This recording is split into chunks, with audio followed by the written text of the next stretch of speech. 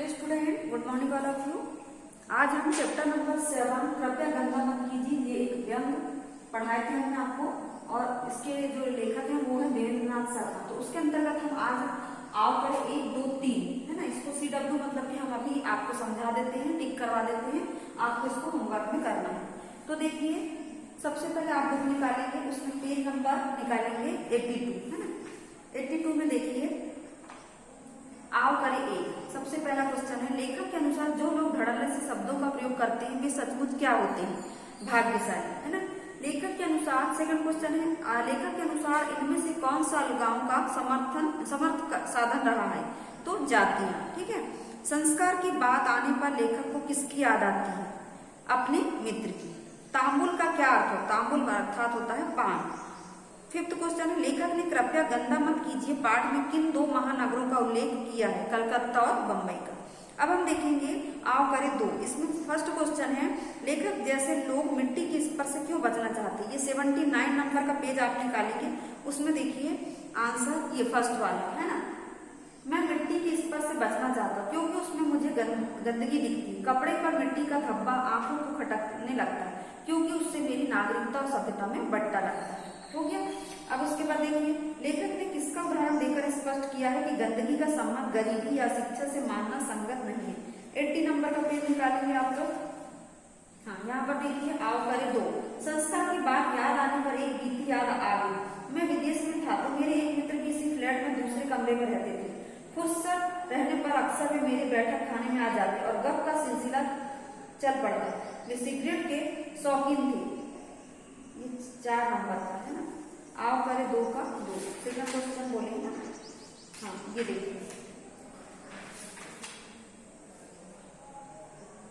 हाँ, 2 का 2 ये होगा। आपने अक्सर रेलगाड़ी के प्रथम श्रेणी के डिब्बों में मूंगफली के छिलके या वैसे ही अजीबोगरीब चीजें बिखरी देखी होगी।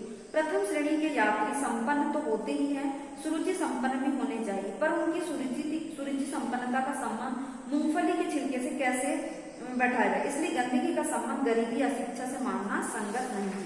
अब थर्ड क्वेश्चन है, लेखक ने लघु सिंचाई योजनाओं का उल्लेख किस संदर्भ में किया है? पाठ के आधार पर लिखिए।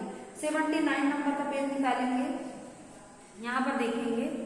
हाँ, ये देखिए सेकंड पैराग्राफ में, एक दिन मैं कहीं जा रहा था, स्टेशन पर पहुंचा तो मालूम हुआ कि गाड़ी आधा घंटा लेट है। लाचार प्लेटफॉर्म पर टहलने लगा।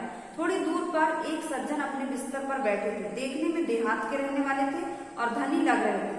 2 आदमी उनके पास खड़े थे जिनसे वे बात कर रहे थे और प्रायः प्रत्येक वाक्य की समाप्ति पर एक बात थूक देते थे। जब एक दिशा थूक से सरस हो जाती तो दूसरी ओर मुंह करके बैठ गए, पर क्रम चलता रहा और आधे घंटे के भीतर अपने आसपास की जमीन को उन्होंने तय कर दिया। मैं उनकी इस चेष्टा को बड़े ध्यान से देखता रहा और मेरा निष्कर्ष यह रहा कि वह शक्ति व्यक्ति लघु सिंचाई योजनाओं में बड़े काम का सिद्ध हो सकता है। ये होगा आंसर। उसके बाद देखेंगे हम अगला क्वेश्चन, लेखक ने अपनी पत्नी के अनिवार्य कर्तव्य के बहाने किस पर और क्या व्यंग किया है ना। यहाँ पर देखेंगे हम ये सेकंड नंबर का पैराग्राफ आओ करें 2 का 4। संस्कार की बात याद आने पर एक बीती बात याद आ गई। मैं विदेश में था तो मेरे एक मित्र भी इसी फ्लैट में दूसरे कमरे में रहते थे। फुर्सत रहने पर अक्सर वे मेरे बैठक खाने में आ जाते और गप का सिलसिला चल पड़ता। वे सिगरेट के शौकीन थे, साथ ही बड़े शिष्ट सभ्य, वहां की सफाई से बड़े प्रभावित भी थे और हमेशा उनकी प्रशंसा किया करते थे। उनके बैठक खाने में आते ही एस्ट्रे सामने रख दिया जाता जिससे सिगरेट की राख फर्श पर ना गिरे, परंतु भूलकर भी वे राख इस एस्ट्रे में नहीं पड़ने देते। अंग्रेजों की सफाई की तारीफ कर जाते और सिगरेट की राख से कालीन रंग भरते। उनके जाने के बाद कालीन साफ करना मेरी पत्नी का अनिवार्य कर्तव्य हुआ करता था, है ना। किस पर व्यंग किया है? तो अपने मित्र पर व्यंग किया है। ये हो गया आपका। उसके बाद देखेंगे हम आओ करें 3 का फर्स्ट क्वेश्चन, लेखक को भारतीय एकता का आधार गंदगी और गरीबी में ही क्यों दिखाई देता? पाठ के आधार पर कीजिए। 80 नंबर का पेज निकालेंगे। ये क्या है? गरीबी में ही। तो ये देखिए, ये जो फिर चित्र बना उसी में आपको क्या करना है? आओ करें 3 का फर्स्ट भी है। फिर क्या आपने कभी अपने आसपास चले सफाई अभियान में हिस्सा लिया है या नहीं? लेना नहीं चाहिए? अपने अनुभव या विचार, या अपने अनुभव विचार आपको स्वयं करना है। हाँ, अब हम देखेंगे मेरी बारी के क्वेश्चन संधि है उसमें, तो हम आज संधि पढ़ेंगे। सबसे पहले आपको हम बता देते हैं कि संधि क्या होती है ना। तो यहाँ पर हमने जोड़ेंगे क, धन, म, धन, ला, ये सब क्या है? वर्ण। ये क्या है? वर्ण। तो वर्णों के जुड़ने से क्या बनती है? वर्णों के जुड़ने से शब्द बनता है ना। तो यहाँ पर संधि की क्या परिभाषा होगी कि दो वर्णों के परस्पर मेल से उनमें जो विकार उत्पन्न होता है या परिवर्तन आता है उसे क्या कहते हैं? हम संधि कहते हैं, है ना। क्या हुआ? इसका अर्थ होगा दो वर्णों के परस्पर मेल से उनमें जो विकार उत्पन्न होता है या परिवर्तन आता है उसे हम संधि कहते हैं, ठीक है। उसके बाद संधि के कितने प्रकार हैं? 3 प्रकार हैं, बराबर 3 प्रकार है ना। स्वर संधि, व्यंजन संधि, स्वर संधि, व्यंजन संधि और विसर्ग संधि, ठीक है। तो सबसे पहले हम देखेंगे स्वर संधि। तो इसमें 2 स्वरों का परस्पर मेल होता है, 2 स्वरीय स्वर रहेंगे, आ और ये आ, ये पूरे वाले शब्द रहेंगे आ ई उ ए ऐ ओ औ अम आ और री डी सी का, ये सब क्या होगा? स्वर संधि के अंतर्गत आएंगे। तो 2 स्वर ही रहेंगे इसमें। व्यंजन संधि में क्या होता है? व्यंजन के पश्चात या तो स्वर रहेगा या फिर व्यंजन रहेगा, दोनों में से कोई भी हो सकते हैं, स्वर या व्यंजन दोनों हो सकते हैं। तो वो वहां व्यंजन संधि होती है। जैसे व्यंजन में का, खा, गा, घा, अंगा, चा, छा, जा, झा, इया, ट, ठ, ड, ढ, अणा, ता, था, दा, धा, ना, पा, फा, बा, भा, म, य, र, ल, व, स, स, हा, छतरी, त्रिशूल, ज्ञा, ये सब क्या है? व्यंजन है। इनकी संख्या 11, इनकी संख्या 33। विसर्ग, विसर्ग के पश्चात क्या होता है? विसर्ग के पश्चात या तो स्वर आएगा, ये स्वर आएगा, या फिर क्या आएगा? व्यंजन आएगा। तो कौन सी संधि होती है? विसर्ग संधि होती है, ठीक है। ये समझ गए आप लोग। अब देखेंगे हम यहाँ पर देखेंगे हम, ये आप समझ गए कि कुछ सरल तरीके से हमने समझा दिए। अब यहाँ पर बुक में देखिए 83 नंबर का पेज, यहाँ पर लिखा परधन उपकार, परोपकार, है ना। अब इसको हम समझा देते हैं आपको कि कैसे इसको करना है, ठीक। ये लिखा है यहाँ पर धन उपकार, तो र का आ कर दिए यहाँ पर और धन उ का उ कर दिए, बराबर मिलके क्या बन गया? ओ बन गया। अब यहाँ बोलिए आपने र का आ क्यों करे? क्योंकि र क्या है? एक व्यंजन है और व्यंजन किसकी सहायता से बोले जाते हैं? स्वर की। तो अगर हम इसको रा को खाली रा लिखते हैं तो ये किससे मिल के बना? इसको अगर तोड़ेंगे तो लिखेंगे आधा रा और आ, तब जाके ये पूरा रा होता है, अन्यथा ये आधा ही रा कहलाएगा। तो इसके अंदर अभी इसमें हलंत नहीं लगा है तो ये क्या कहलाएगा?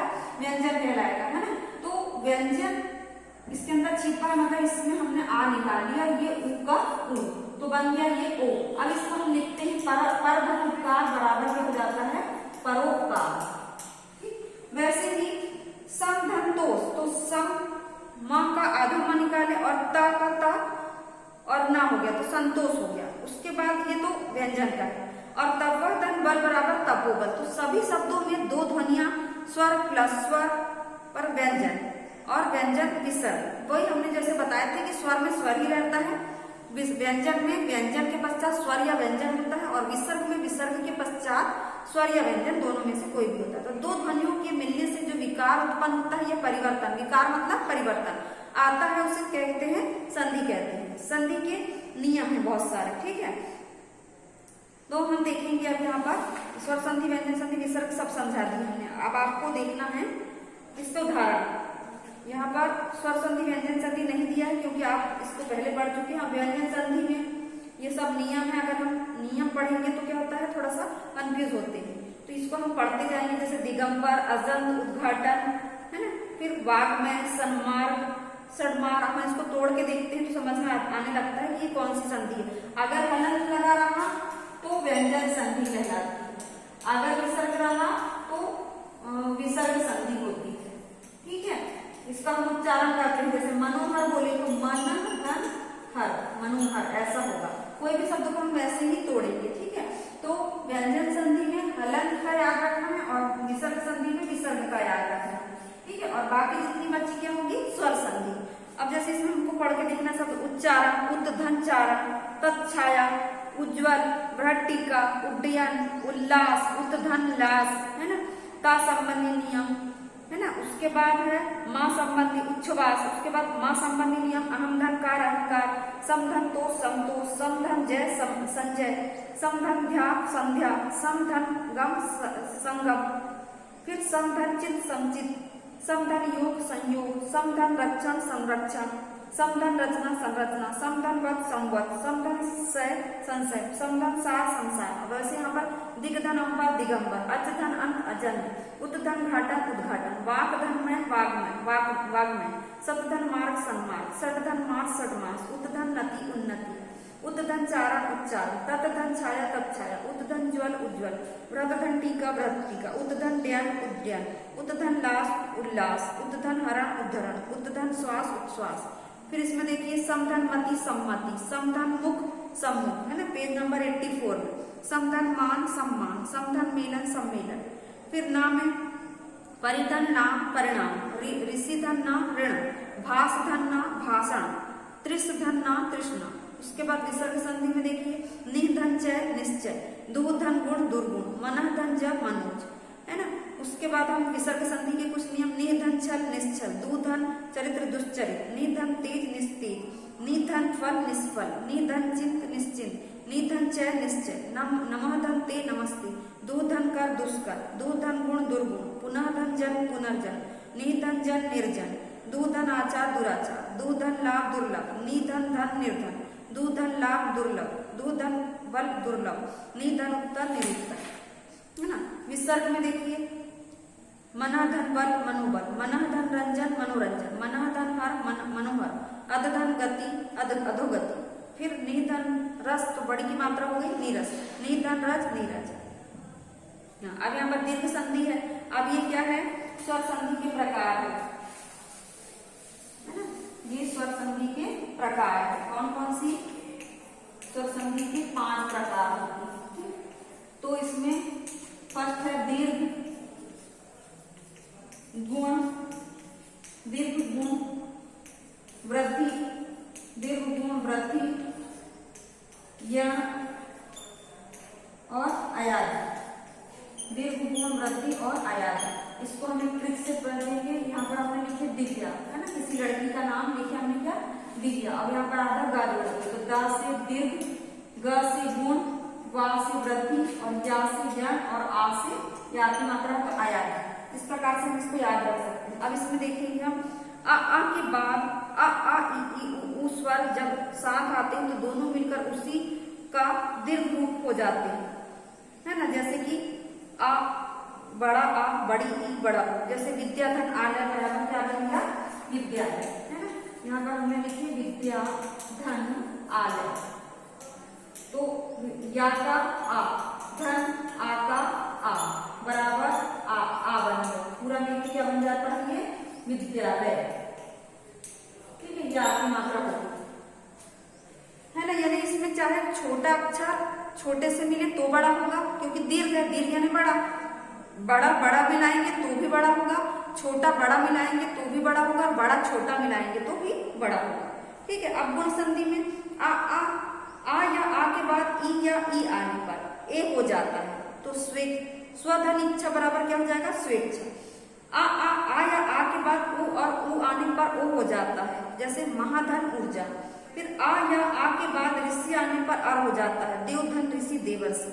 इसको नियम को आपको याद करना पड़ेगा। उसके बाद देखेंगे हम वृद्धि संधि। इसमें देखिए वृद्धि में आ या आ के बाद ए और ए आने पर ए हो जाता है ना।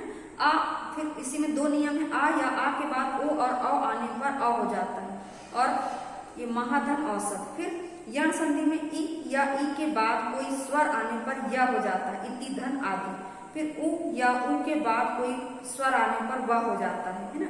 ऋषि के बाद भी कोई स्वर आने पर र हो जाता है, पितृधन आ गया, पितराज्ञा। फिर ए के बाद असमान स्वर आने से अय हो जाता है, ए के बाद असमान स्वर आ जाने से आ आने से आय हो जाता है, औ के बाद असमान स्वर आ आने से औ हो जाता है, औ के बाद असमान स्वर आ आने से आ हो जाता है। अब इस नियम को हम एक बार आपको नेक्स्ट वीडियो में फिर से समझा देंगे। आज आपको क्या करना है, आप 1 2 3 4, है ना, मेरी बारी 1 2 एक करना है और संधि को एक बार पढ़ के रखना है। उसके बाद हम नेक्स्ट वीडियो में आपको संधि एक बार अच्छे से समझा देंगे, उसके बाद आप उसके क्वेश्चन करेंगे। तो आज की क्लास हम यहीं